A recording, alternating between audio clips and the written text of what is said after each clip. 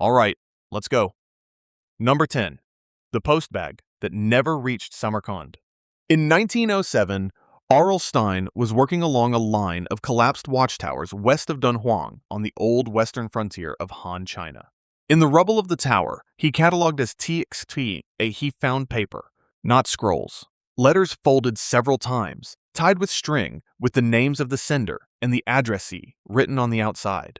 One of them had been wrapped in brown silk put inside a coarse hemp cover and addressed to Samarkand some 2,000 miles west. Not one of them had been opened by the person it was written to. They are Sogdian, written in a script descended from Aramaic, and they are the oldest substantial texts in that language. 5 are close to complete. The best preserved is a sheet 42 centimeters tall, now in the British Library, under the shelf mark OR8212. Its hemp outer cover survives separately, still folded around the silk wrapping inside it. What Stein had found was a merchant's post bag stopped on the road and never sent on. It is an extraordinary thing to have survived at all. W.B. Henning dated the group in 1948 in the Bulletin of the School of Oriental and African Studies, and he did it from the news inside them. Letter 2 reports the sack of Loyang. That fixes the bag to 313 or a few months either side in the collapse that followed the Xiongnu capture of the Chinese capital in 311. Nicholas Sims Williams, who produced the standard translations, has the writer a merchant named Nani Vandak, putting it like this: Luo Yang is no more. Ye is no more.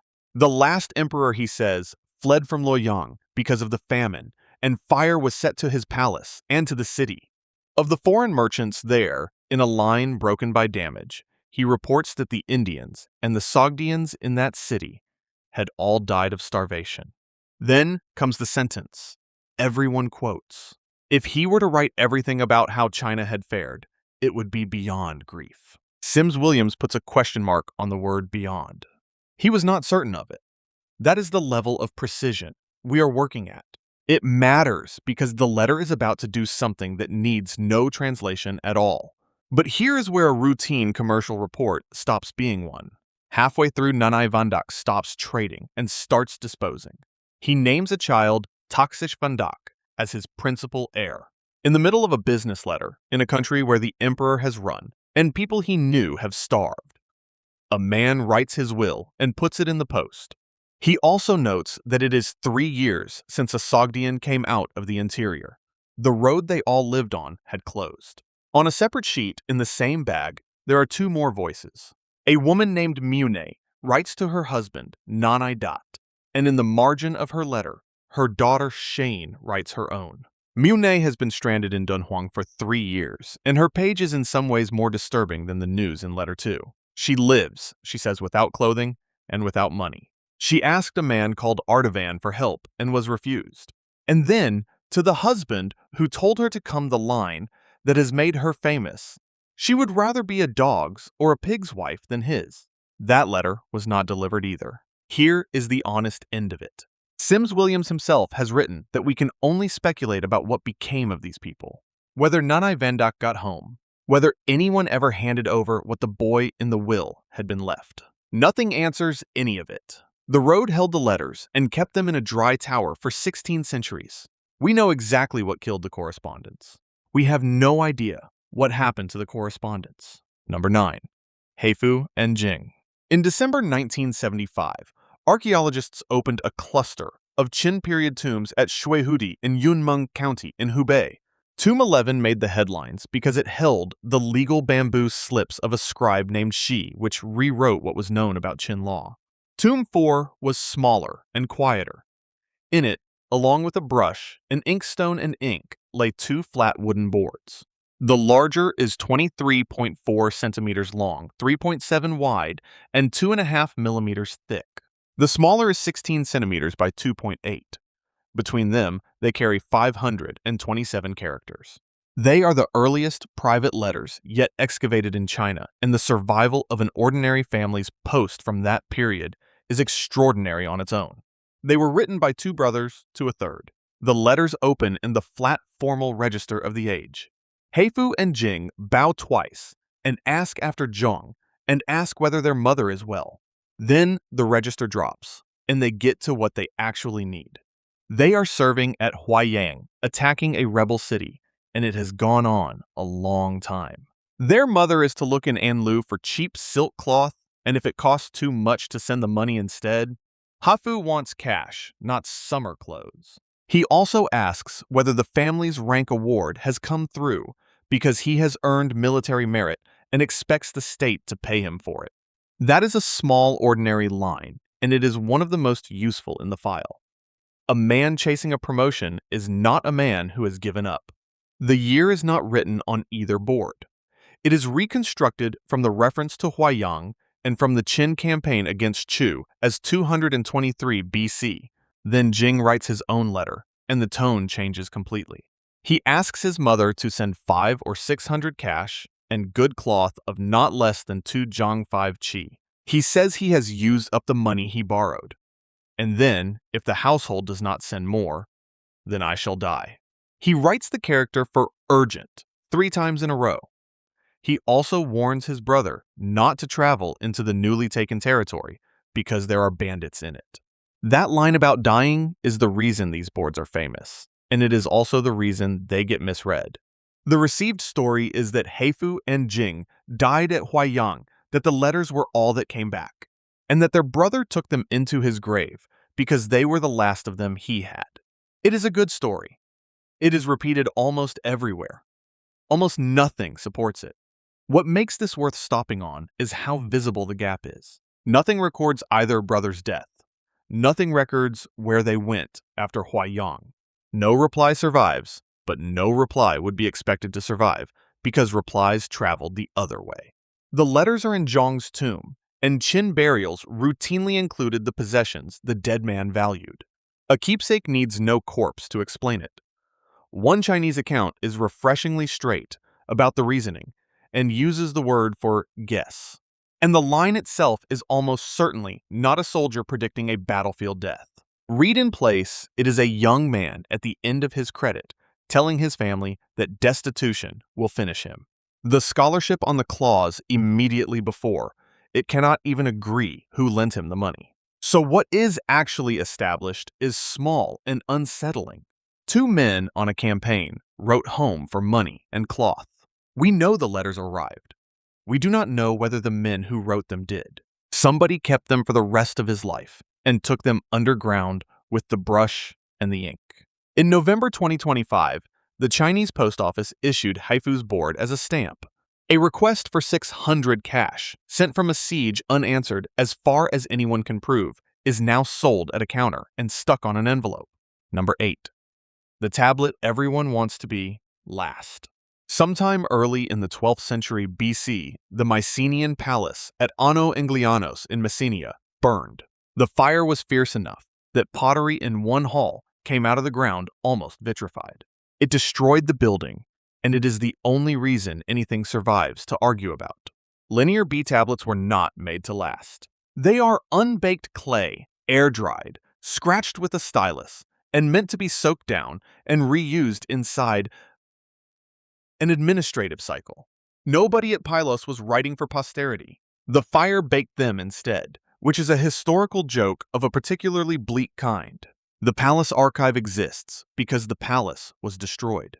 Carl Blagan came down on top of it on his first day of digging on the 4th of April, 1939.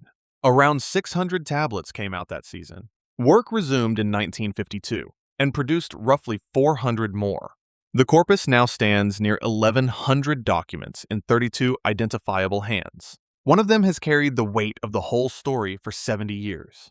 Its catalog number is TN316. It records a rite performed by the king at a sanctuary called Sfagianis in a month written Poro Wito. It lists 13 gold vessels and 10 human beings, 8 women and 2 men distributed among deities, including Potnia Iphimedia, Zeus Hera, and Hermes. The women go to goddesses. The men go to gods. Ventris and Chadwick concluded that the human beings must be sacrificial victims, which would make this the most disturbing document in the Aegean Bronze Age. Chadwick called the writing on it the most disgraceful piece of handwriting to have come down to us. The month name was read as the month of sailing and placed in March or April. Put those together, and the version that reached the public follows on its own.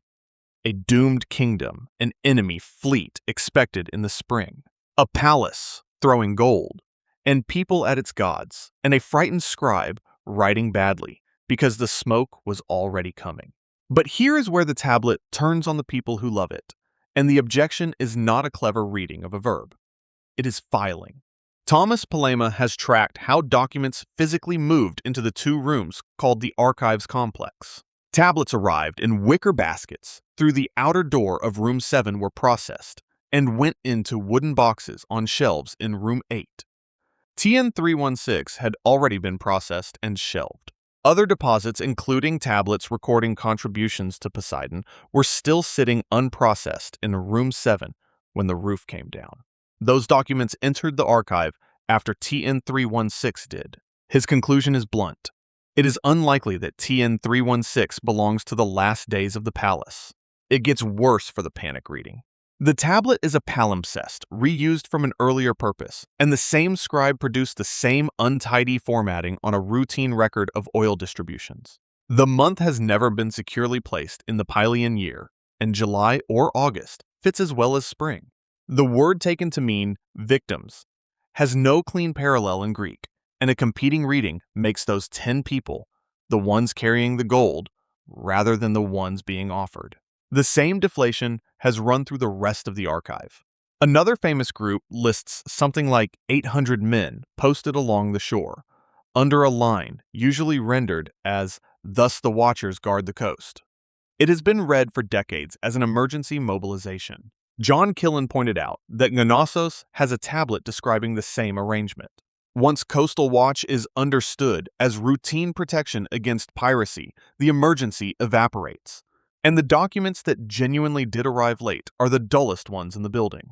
They use future verbs. Somebody will give grain wine cheese and a fattened bull for a festival at Poseidon's sanctuary. Another records a routine appointment to an administrative post. Nobody knows what destroyed the palace of Nestor. Nobody has established where the fire started. What we have is not a last message. It is the paperwork of an institution that expected a normal autumn preserved by an event it had not written down because it had not happened yet. The most famous last words in the Aegean were filed and shelved before the end. And the final thing that archive recorded was a party nobody attended. Number 7. Rectina's note. Misenum sat at the northern tip of the Bay of Naples and held the western fleet of the Roman navy. Its commander in the year 79 was Gaius Plinius Secundus, a 55-year-old encyclopedist with a weak chest and an appetite for phenomena. A strange cloud had come up across the bay. He called for a light vessel because he wanted a closer look, and he was walking out of the house when somebody put a writing tablet in his hand. Not a letter. The Latin word is codicilli, a note the sort of thing scratched quickly and handed to a runner. It was from a woman called Rectina. Her villa lay directly beneath the mountain. There was no way out except by sea. She was in her nephew's account, terrified by the danger closing on her, and she begged him to snatch her out of it. He changed his plan. He ordered out the quadriremes, the fleet's heavy warships, and crossed the bay to help not only Rectina, but as many people as he could reach, because that shore was crowded and pleasant and full of houses. Whatever else the note did, it turned a sightseeing trip into a naval evacuation. And then, the trouble starts because the note does not exist. Everything we have comes from letter 6.16 of Pliny the Younger, written to Tacitus somewhere around 106 or 107. That is roughly 27 years after the eruption. The author was 17 at the time and stayed at Misenum. He watched none of it. Every detail after the ships left the harbor reached him secondhand from men who came back, and he was writing it up for a historian who had asked him for good material about a famous death. What makes this passage genuinely unsettling is what the manuscripts do to the woman's name at exactly the point where she appears. The best witness reads Recti Natashi.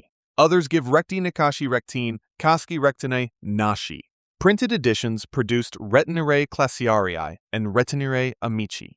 Peter Foss, who published the current book-length study of the letter in 2022, notes that the only constant across the whole tradition is the fragment re C10. Her husband's name cannot be recovered.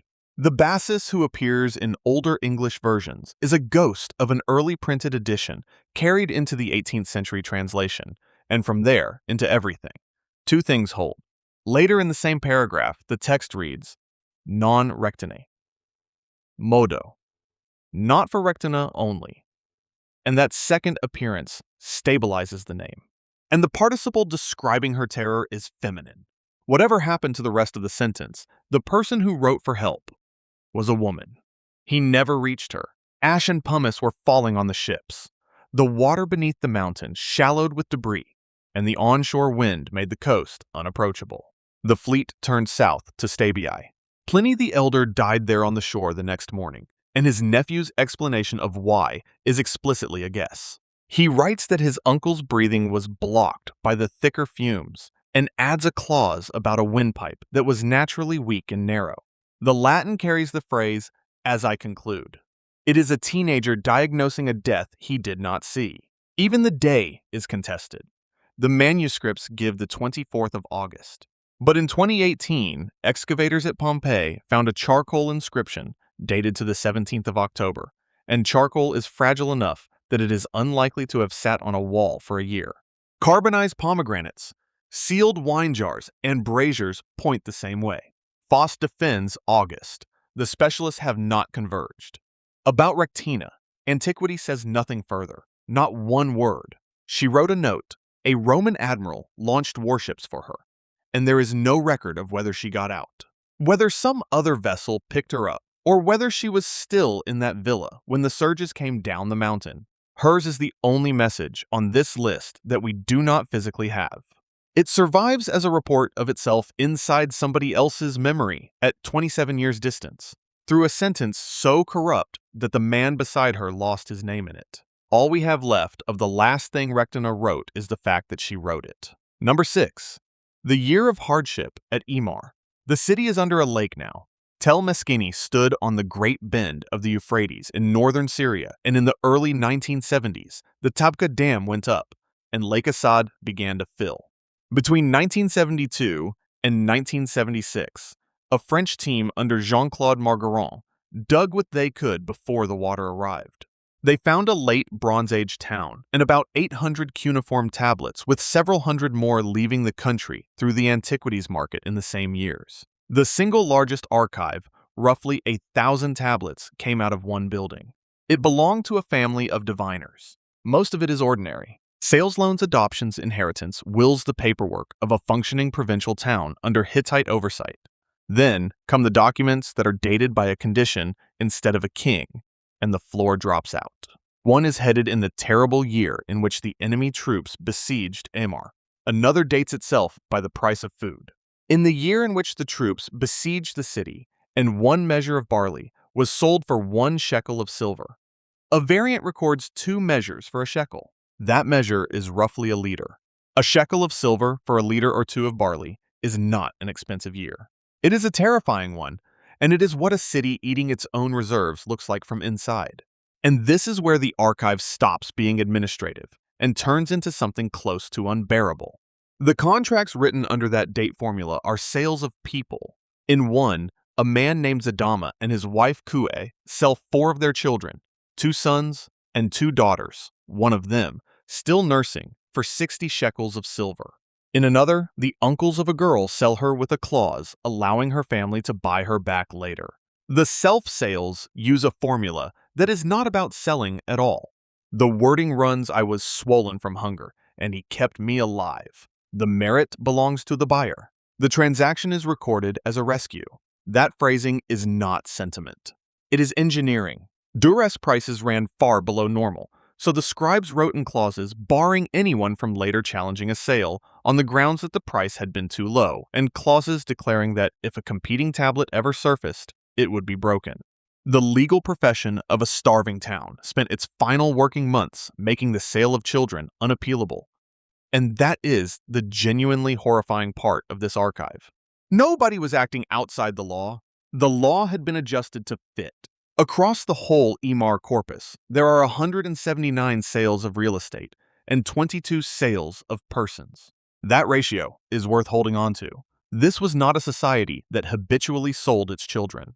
It is a society that started to. The end came somewhere between about 1187 and 1175 BC, and the range is that wide because the anchor is a promissory note dated to the second year of a Kassite king, and Babylonian chronology is not fixed to the year. That note was part of a small cache of about 9 documents kept in a jar in one house. The excavators found them on the floor in the destruction level. Daniel Arnaud argued that only weeks separated the writing of that tablet from the burning of the city. Nobody knows who burned it. No text names an enemy, and the pattern on the ground is stranger than a sack. The houses appear to have been emptied and abandoned intact, with no weapons left in them, while the temples and the public buildings were destroyed.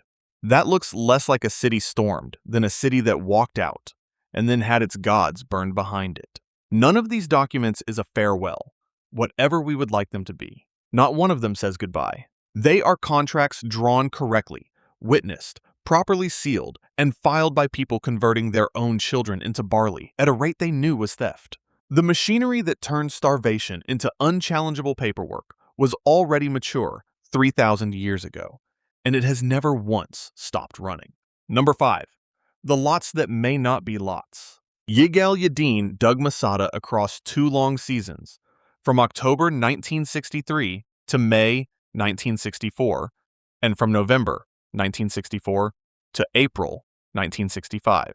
More than 700 inscribed potsherds came out of the rock. Nearly all of them are dull. Names, quantities, letters the debris of feeding and organizing a garrison. 12 of them are not dull because of what Yadin said they were.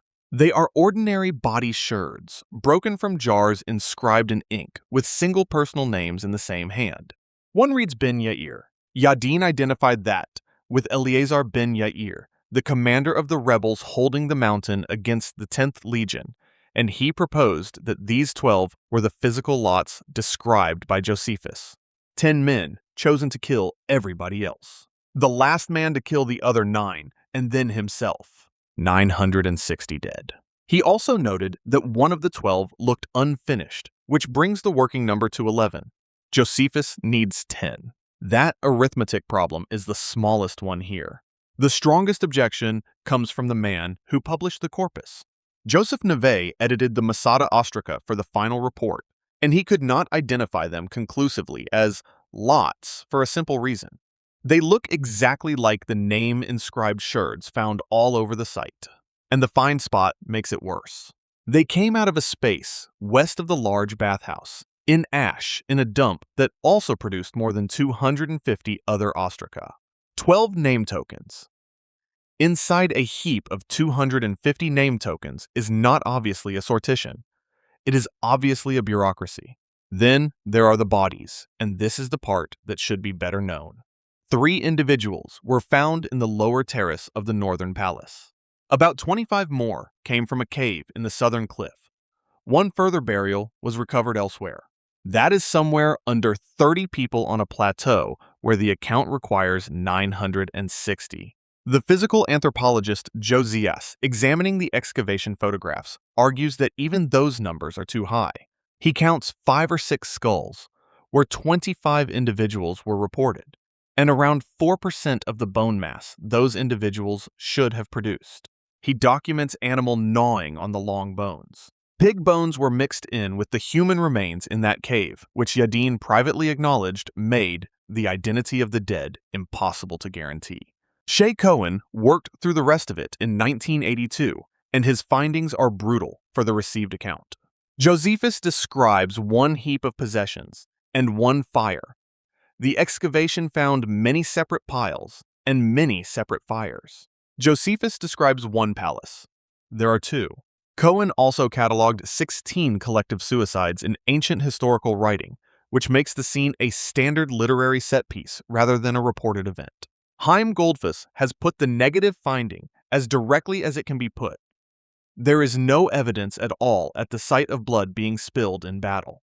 The siege has shrunk as well. The 3-year investment of popular retellings is fiction. Jonathan Roth modeling from the camps and the ground puts the probable length at about 7 weeks. And the entire suicide account in Josephus is transmitted by 2 women and 5 children who hid in a water channel. He was in Rome. He was not there. Nachman ben Yehuda tracked something more uncomfortable still. The certainty in the published record escalates over time. In the field notes, the skeletons in the northern palace pose a question. In the popular book, they become a "could it be?" In the encyclopedia entry, they are undoubtedly the remains of an important commander. Jody Magnus, who has written the standard modern book on the site, refuses the question rather than answering it. Whether the ostraca are lots or served some other purpose, she writes, remains open. And whether the mass suicide happened is not a question archaeology is equipped to answer. We cannot reopen it now either. Niku Haas held the human remains for more than 5 years and never published. And when he died in 1987, no notes or drawings were found in his office. On the 7th of July, 1969, the bones were buried near the Roman ramp with full military honors. The most argued over dead in the country went back into the mountain, and the sherds stayed on the surface, 12 names in one hand, and nothing we can use to prove what the hand was doing. Number 4. Rib-Hadda of Byblos. In 1887, clay tablets began arriving on the Egyptian antiquities market from the abandoned city of Akhetaten. The official story was that a peasant woman had found them digging for fertilizer, though she could never afterwards be located. And there is a reasonable case that a dealer invented her to cover his own illicit excavation.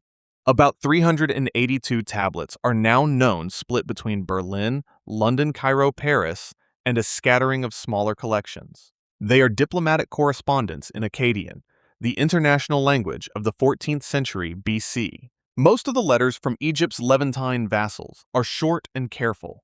Then there is Byblos. Between roughly 60 and 70 of those tablets were written by one man. Rib-Hadda, ruler of the coastal city, the Egyptians called Gubla, accounts for something like 1 letter in 6 in the entire archive. Nobody else comes close. He is not merely the most prolific correspondent in the collection. He is in the judgment of William Moran, who edited them by some distance the longest-winded, and on at least one occasion he answered a single royal message with what appear to be 9 separate letters. What he wrote over and over in different words is that he was going to be killed. Moran's translation of one line has become the standard quotation for the whole file. Like a bird in a trap, so am I in Gubla. He writes it once and then writes a version of it again.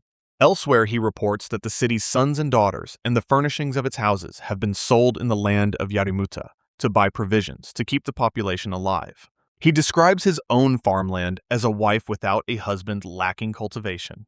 5 years of war, he says, and now I am in distress. If there are no archers this year, he writes, then all the lands will go over to the Apiru. And underneath all of it, the same request hundreds of times. Send archers.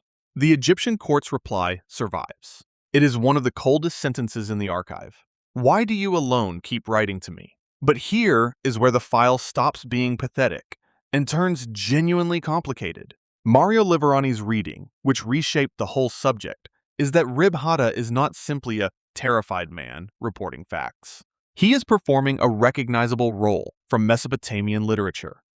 The righteous sufferer, the loyal servant abandoned without cause, and he is deploying it as a political instrument. Louise Pryke has pushed that further. She reads him as a shrewd operator who adjusts the shape of his complaints depending on which pharaoh he is writing to and what he currently wants. So the most desperate voice in the archive may also be the most calculated. Both can be true at once. People who really are about to die are not obliged to be sincere about it. And the letters are not less frightening for being well made. And then the clay itself testifies. Petrographic analysis, led by Yuval Gorin, sourced the material each letter was written on, and paleographers have separated at least 4 different scribes working for this one ruler. 2 of his late letters were written by his own staff on clay from the region of Beirut. That matches what he says in the text, that treason was committed, and he was expelled from his own city apparently by a close relative while he was away negotiating. He fled up the coast. The physical evidence shows he took his secretariat with him. He is a deposed ruler in exile, still dictating, still writing to Egypt on local mud in a borrowed room. Then he stops. The last trace is a letter from the pharaoh to Aziru of Amuru. The warlord Rib-Hadda had spent his career warning about referring to what was done with him. The clause is read two ways. Either he was handed to hostile mayors and killed, or he was given a mayoralty in Sidon and lived out his life. Scholars are split, and we cannot settle it because the disputed reading is the whole of it. Even the identity of the relative who threw him out is unsettled. A study published in 2022 argues the man was his son rather than his brother. 60 or 70 tablets of a man announcing his own death. And the one event he predicted more often than anything else is the single thing nobody wrote down. Number 3. The caves above Nahal Hever. 10 kilometers north of Masada, a dry canyon cuts through the cliffs on the western shore of the Dead Sea. 2 caves face each other across it, one on the north bank, one on the south, both reachable only along narrow ledges. On the clifftops above both of them are the foundations of Roman camps, rectangular buildings, round tent bases, traces of stoves. Surveyors compared them directly to the siege works at Masada. That is the first fact, and the most important one. Somebody built and manned 2 military positions on top of a desert cliff in order to sit above 2 caves and wait. Yadin reached the northern cave in March 1960 and returned for a full season in 1961. Inside in a crevice was a leather pouch holding 35 documents in Greek Aramaic and Nabatean belonging to a woman named Babatha. In a waterskin was a tied bundle of letters. A basket at the entrance held 19 bronze vessels with the faces of pagan gods deliberately scraped off. There was a fowling net, 6.5 meters by 10.6 iron keys, sandals, and glass. The letters are from Shimon bar Kosiba, the commander of the Second Jewish Revolt against Rome. The documents establish that this was his actual name. Bar Kokhba, son of a star, is a later title. They are not farewells. They are management. Send me every man from Tekoa without delay. One runs. And if you do not send them, let it be known that you will be punished. Another orders 2 donkeys sent, and men to load them with palm branches and citrons and myrtle and willow, properly tithed for the camp, because the army is large. In the middle of losing a war to Hadrian, the commander is requisitioning ritual plants and checking the tithe has been paid on them. A third letter is pure contempt. They sit in comfort. It says eating and drinking from the property of the house of Israel, and caring nothing for their brothers. One of the letters is in Greek, and its writer stops to account for the fact. Yadin read that clause as an admission that nobody in the camp could manage Hebrew, which is an extraordinary thing for a Hebrew revival movement to write down. The Greek is damaged, and a more cautious reading has him apologizing for a lack of opportunity. Then there is what the same cave held in a side chamber found on the 25th of March 1960 by a young volunteer. 4 baskets each, holding 4 to 6 human skulls, most of them without their lower jaws. The long bones had been laid out lengthwise, wrapped in plaited mats, and covered with textiles. In the center, in a leather-lined basket, was the skeleton of a child in a tunic. 17 individuals, 3 men, 8 women, between 15 and 36 children, between 2 and 10. What makes this the most disturbing deposit in the Judean desert is not the count. It is the arrangement. Somebody in that cave was alive long enough to gather the dead, sort them, wrap them, and cover them. The burial is evidence of a sequence. They did not all die at once. Across the wadi in the southern cave, Yohanan Aharoni found the remains of roughly 40 more people, and 3 potsherds inscribed with personal names lying with them. Those are as far as anyone can tell, the only refugees of that revolt whose bodies came out of the ground with their names attached. The usual account is that they died of thirst and hunger under the blockade. That is an inference from an absence because the excavators recorded no trauma marks. It is a reasonable inference, and we should probably accept it. But the material was excavated with the methods of 1960 and never given a full anthropological publication. 2 skulls from the northern cave do show head injuries. There is evidence of an intense fire in the southern cave. And the excavators who returned in 2019 warn that some of those burials may not belong to the revolt at all, but to the Chalcolithic 4,000 years older. Babatha's last dated document is from 132, the first year of the war. She wrapped her marriage contracts, her property deeds, her loans, and her guardianship papers, and pushed them into a crack in the cave floor. That is what a person does when they intend to come back. She never came back for them. Nothing recovered from that cave carries her name on a body, and what became of her is not recorded anywhere. Number 2. The Last Letters of Ugarit. A clay tablet in the Akkadian of the late 13th century BC opens with a courtesy formula and then abandons it. In Gary Beckman's translation, "My father, now the ships of the enemy have been coming. They have been setting fire to my cities and have done harm to the land." The writer is Amurapi, and he is the last king Ugarit ever had. The addressee called "my father" as a mark of seniority, rather than kinship, is the king of Alashia on Cyprus. The tablet is catalogued RS20.238, and it goes on to explain, with an administrator's precision, exactly why nothing can be done. All of his infantry and chariotry are stationed in Hatti. All of his ships are stationed off Lucca on the southern Turkish coast. The land, he says, is thus prostrate.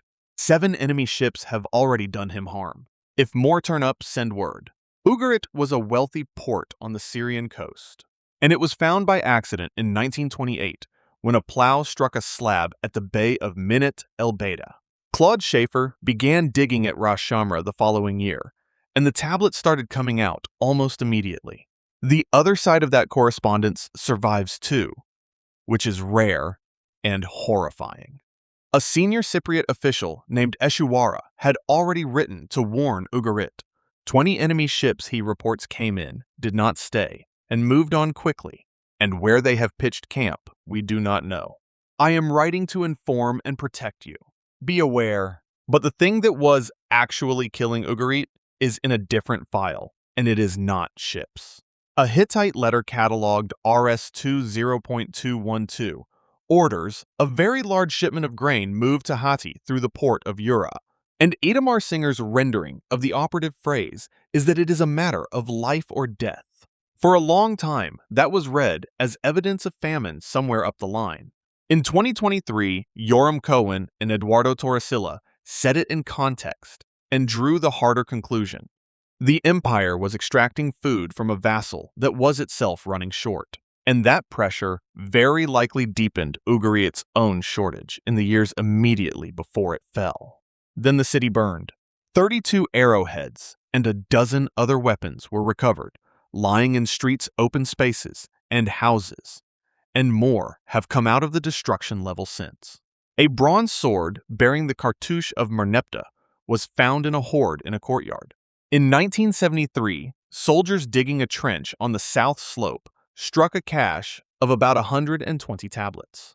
The house they came from was located and excavated from 1986. It belonged to a merchant named Orthenu, and it has produced somewhere between 500 and 600 documents, with roughly 100 more believed to be waiting in storage.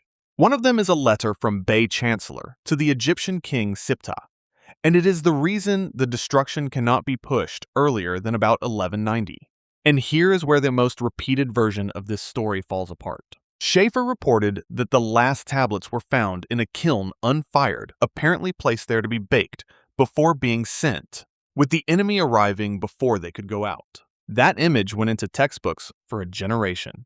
Jean Margueron later demonstrated that there was no tablet kiln in that room at all, and Amurapi's letter is now generally taken to be the palace's retained copy of a message that was in fact dispatched. Schaefer himself, late in life, gave up the invasion theory he had built his reputation on, so the famous unsent last cry was sent, and the oven it was baking in never existed. What we are left with is harder and quieter than the legend, and in some ways, more unsettling. Ugarit was never resettled. Its ruins were used as animal pens, and the name of the place was lost for 3,000 years. And in the correspondence of its final decade, the enemy ships take up a paragraph or two.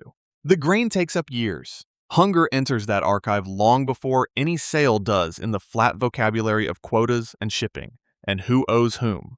By the time somebody writes down that the fleet is out of position and the cities are burning, the sequence has already finished running. Number 1. The signal fires of Lachish. In January and February 1935, in the third season of the Welcome Marston expedition to Tel Ed Duer in the southern Judean foothills, James Leslie Starkey's team cleared burnt debris from the outer gate of the ancient city. In it were 18 potsherds with writing on them in ink.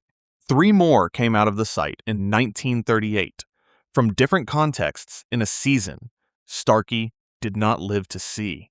He was murdered on the road on the 10th of January that year, and Olga Tufnell carried the work through and published the letters. They are small. The first is 10.5 centimeters by 8.5 and less than a centimeter thick. 5 of them, numbers 2, 6, 7, 8, and 18, came from the same broken storage jar. Somebody smashed one pot and wrote on the pieces. The script is the developed cursive of Judah, and the city is Lachish, the second city of the kingdom destroyed in Nebuchadnezzar's campaign of 588 to 586 BC. The letters themselves are usually dated to 589 or 588. That places them inside the last full year in which a Judahite officer wrote anything down at all. Letter 4 contains the sentence that made them famous. In W.F. Albright's translation, the writer first tells his superior that he has done everything he was ordered to do. Then this let my lord know that we are watching for the signals of Lachish according to all the indications which my lord hath given, for we cannot see Azekah. 2 fortified towns, a coded fire signal between them, and one of them dark. The rest of the file is stranger than that line, and better. In letter 3, the writer, an officer named Hoshea, is stung by an accusation and defends himself at length.